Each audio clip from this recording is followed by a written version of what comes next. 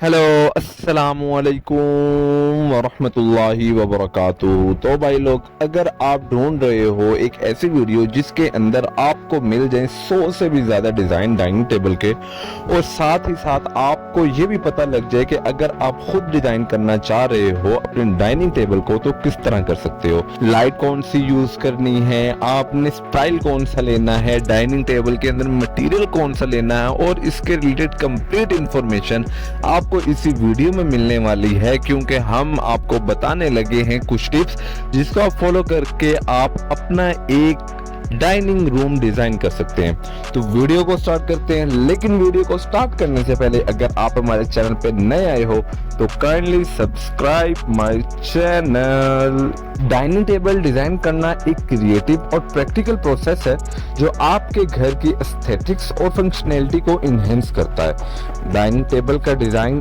आपके daily life और special occasions दोनों के लिए इम्पोर्टेंस होता है, इसीलिए इसका डिजाइन केयरफुली सिलेक्ट करना जरूरी है। डिजाइन प्रोसेस में आपको टेबल के साइज, शेप, मटेरियल, स्टाइल और फिनिश को ध्यान में रखना पड़ता है। हर डिटेल, चाहे वो फंक्शनल हो या एस्थेटिक, आपके डाइनिंग एरिया की ओवरऑल और लुक को शेप करती है। आपकी स्पेसिफिक नीड्स और प्रेफरेंस के हिसाब से एक वॉल डिजाइन डाइनिंग टेबल आपके घर के डेकोर को एलिवेट कर सकता है और डाइनिंग एक्सपीरियंस को और भी प्लेजेंट बना सकता है। डाइनिंग टेबल डिजाइन करते वक्त हर डिटेल पर ध्यान देना जरूरी होता है ताकि फाइनल रिजल्ट आपकी एक्सपेक्टेशंस के मुताबिक हो। तो कुछ पॉइंट पर हम डिस्कशन करेंगे। तो let's start with number 1 point. Number 1 point ये है कि आपको डिसाइड करें कि टेबल डेली मील के लिए यूज होगी या पार्टीज और गैदरिंग के लिए। डेली यूज के लिए आपको ड्यूरेबिलिटी और इजी मेंटेनेंस वाला मटेरियल चाहिए होंगे। स्पेशल ओकेजन के लिए आप एलेबोरेट डिजाइन और हाई एंड फिनिशेस कंसीडर कर सकते हैं। ये आपको पहले ही डिसाइड करना पड़ेगा कि आप अपने डाइनिंग टेबल को डेली यूज में लाना चाह रहे हो या कोई स्पेशल ओकेजन में ही आप इसको यूज में लाओगे, क्योंकि जो मटेरियल है डाइनिंग टेबल का वो बहुत ही ज्यादा डिपेंड करता है इस बात पर कि आपकी डाइनिंग टेबल डेली यूज होगी या ऑन स्पेशल ओकेजन। बात करते हैं अपने सेकंड पॉइंट की। सेकंड पॉइंट के अंदर हम ये देखेंगे हमारे रूम का साइज क्या होना चाहिए और हमारी शेप्स कौन कौन सी अवेलेबल हैं डाइनिंग टेबल के मार्केट में। मेजर करें कि आपके डाइनिंग एरिया में कितना स्पेस अवेलेबल है। टेबल को इस तरह डिजाइन करें कि रूम में सफिशिएंट मूवेबल स्पेस रहे, क्योंकि डाइनिंग टेबल जहां पर भी आप रख रहे हैं वहां पर हर कोई मूव इजीली कर सकता हो, बहुत ज्यादा कंजेस्टेड स्पेस ना हो। अगर कंजेस्टेड स्पेस है और आप डाइनिंग टेबल भी लगवाना चाह रहे हैं तो आप डाइनिंग टेबल अपनी छोटी लगवाएंगे, ना कि बड़ी, क्योंकि आपको वहां पर स्पेस चाहिए ताकि इजीली मूवमेंट हो सके आपके पूरे डाइनिंग रूम में। बात करते हैं शेप्स की कि शेप्स हमारे पास कौन कौन सी अवेलेबल होती हैं डाइनिंग टेबल के लिए। रेक्टेंगुलर शेप होती है, राउंड शेप होती है, स्क्वायर शेप होती है, ओवल शेप होती है। अब हमें पता तो चल गया 4 शेप्स होती हैं, लेकिन हमें नहीं पता है कि इनको कौन सी शेप कौन सी स्पेस में यूज होती है, तो ये भाई आपका बताएगा। रेक्टेंगुलर लार्जर रूम के लिए आइडियल होता है, ये फॉर्मेलिटी और स्ट्रक्चर प्रोवाइड करता है, जबकि राउंड शेप जो होती है वो छोटे स्पेसेस के लिए अच्छा होता है और साथ ही सिटिंग अरेंजमेंट में फ्लेक्सिबिलिटी प्रोवाइड करता है। जो आपकी स्क्वायर शेप है वो भी स्मॉल टू मीडियम स्पेसेस के लिए सुटेबल है और इक्वल सिटिंग प्रोवाइड करता है। ओवल जो शेप है डाइनिंग टेबल की वो एस्थेटिक अपील के लिए और स्पेस को एनहांस करने के लिए अच्छा ऑप्शन है।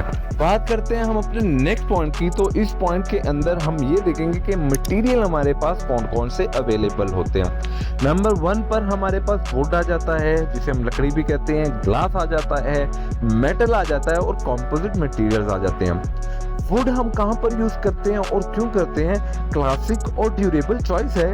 Different types of would available है मार्केट में जिसके साथ आप बनवा सकते हैं। ओक, वॉलनट, चेरी, ये डिफरेंट लुक देते हैं और उसके अलावा ये आपको नेचुरल फील प्रोवाइड करते हैं। उसके अलावा अगर हम बात करें ग्लास की, मॉडर्न और स्लीक लुक देने के लिए हम ग्लास का यूज करते हैं, लेकिन ग्लास टेबल को मेंटेनेंस और क्लीनिंग की जरूरत होती है। बात करते हैं अपने नेक्स्ट मटेरियल की। नेक्स्ट मटेरियल हमारा मेटल है। मेटल इंडस्ट्रियल लुक देने के लिए हम यूज करते हैं मेटल टेबल्स, ऑफन ड्यूरेबल और लो मेंटेनेंस होती हैं। नेक्स्ट मटेरियल है वो हमारे पास है कंपोजिट मटेरियल्स। ये कंपोजिट मटेरियल्स कौन से होते हैं, सच एज एमडीएफ की फुल फॉर्म क्या है, मीडियम डेंसिटी फाइबर बोर्ड और इंजीनियर वुड भी हम इसे कहते हैं। These are often cost effective and can mimic the look of natural wood. तो हमारा नेक्स्ट पॉइंट होने वाला है, ये बहुत ही इंपॉर्टेंस रखता है आपके डाइनिंग रूम को डिजाइन करने के अंदर। वो क्यों रखता है, क्योंकि आपको इस चीज को पहले ही सिलेक्ट करना पड़ता है। वो कौन सी चीज है, आपको स्टाइल पहले ही सिलेक्ट करना पड़ता है कि आप कौन सा स्टाइल कौन सी स्पेस के अंदर यूज करने वाले हैं, तो कौन से स्टाइल हैं और कौन सा यूज करना चाहिए। बेसिकली हमारे पास 4 स्टाइल मौजूद होते हैं, हमको इन्हीं के अंदर ही रहना होता है जब भी हम डाइनिंग टेबल या डाइनिंग रूम को डिजाइन कर रहे होते हैं। ये कौन कौन से होते हैं, जो नंबर 1 पे आता है हमारे पास मॉडर्न स्टाइल आता है, सेकंड पर हमारा आता है ट्रेडिशनल स्टाइल आता है, और नंबर 3 पर आता है रस्टिक स्टाइल, और जो लास्ट और नंबर 4 स्टाइल है वो आता है इंडस्ट्रियल स्टाइल। मॉडर्न के अंदर क्या होता है, मॉडर्न के अंदर हमें स्लीक लाइंस मिलती है, मिनिमलिस्टिक डिजाइन और कॉन्टेम्परेरी मटेरियल जैसे ग्लास और मेटल होता है। बात करते हैं हम अपने नेक्स्ट स्टाइल की। नेक्स्ट हमारे पास ट्रेडिशनल है। इसके अंदर हमारी बहुत ज़्यादा वुड का यूज़ होता है और ये हमारा क्लासिक डिज़ाइन कंसिडर होता है। रस्टिक के अंदर भी रिकाम्ड वुड हमारी यूज़ होती है, ये हमें एक नेचुरल लुक प्रोवाइड करता है। रस्टिक स्टाइल के अंदर हमारे पास जो भी डाइनिंग टेबल बन रही होती है वो हैंड क्राफ्टेड फील देती है, क्योंकि वो हैंड क्राफ्टेड ही होती है। इंडस्ट्रियल जो स्टाइल है ये हमारे पास कॉम्बिनेशन होता है वुड का और मेटल का। इन दोनों को जब मिक्सचर के साथ हम यूज करते हैं वुड और मेटल को, तो ये हमें इंडस्ट्रियल स्टाइल प्रोवाइड करता है।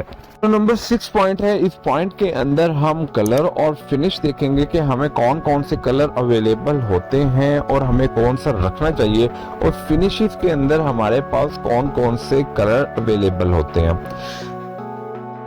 टेबल का कलर आपके रूम के ओवरऑल कलर स्कीम से मैच होना चाहिए। ऐसा नहीं होना चाहिए कि आपका जो कलर स्कीम है वो रूम का चेंज है और आपका डाइनिंग टेबल का चेंज है। सेम होना चाहिए, कंट्रास्टिंग होना चाहिए। कंट्रास्टिंग क्या होता है, कंट्रास्टिंग ये होता है कि अगर आप अपनी वॉल्स के ऊपर लाइट कलर यूज कर रहे हैं तो आप डाइनिंग टेबल पर अपना डार्क कलर यूज करेंगे। अगर आप डाइनिंग टेबल पर डार्क कलर यूज कर रहे हैं तो आप अपनी वॉल्स पर लाइट कलर यूज करेंगे। इसको हम कंट्रास्टिंग कहते हैं, ये मैंने आपको एग्जांपल के तौर पर बताया है। न्यूट्रल कलर्स टाइमलेस और वर्सटाइल होते हैं, जबकि बोल्ड कलर स्टेटमेंट पीसेस बनाते हैं। बात करते हैं हम फिनिशिंग की। फिनिश हमें 3 तरह के मिलते हैं डाइनिंग टेबल के अंदर। ग्लॉसी फिनिश मिलती है, मैट फिनिश मिलती है और डिस्ट्रेस फिनिश मिलती है। मॉडर्न और ब्राइट लुक देने के लिए हम ग्लॉसी का यूज करते हैं और एलिजेंट अपीयरेंस के लिए हम मैट का यूज कर सकते हैं, और अगर हम चाह रहे हैं रस्टिक लुक देना तो हम डिस्ट्रेस फिनिश का इस्तेमाल कर सकते हैं। तो हमारा 7 पॉइंट है और लास्ट पॉइंट है। इसके अंदर हम कस्टमाइजेशन देखेंगे। अगर आप यूनिक और पर्सनलाइज्ड टेबल चाहते हैं तो आप कस्टम फर्नीचर डिजाइनर से कंसल्ट करें।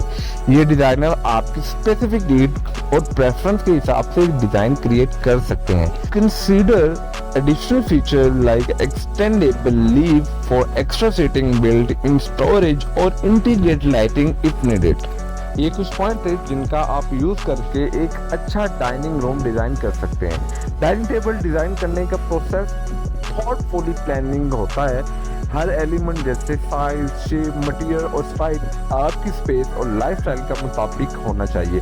आपकी पर्सनल प्रेफरेंस और फंक्शन नीड्स को ध्यान में रखते हुए एक आइडियल डाइनिंग टेबल डिजाइन करना आपके घर को एक यूनिक और वेलकमिंग एटमॉस्फेयर प्रोवाइड कर सकता है। सही डिजाइन के साथ आप न सिर्फ एक फंक्शनल पीस क्रिएट करते हैं बल्कि एक ऐसा एनवायरनमेंट भी बनाते हैं जहां फैमिली और फ्रेंड के साथ मेमोरेबल मूवमेंट्स बना सकते हैं। तो आज के लिए फिलहाल इतना ही है। कमेंट सेक्शन में लाजमी बताइएगा कि आपको आज की वीडियो किस तरह लगी।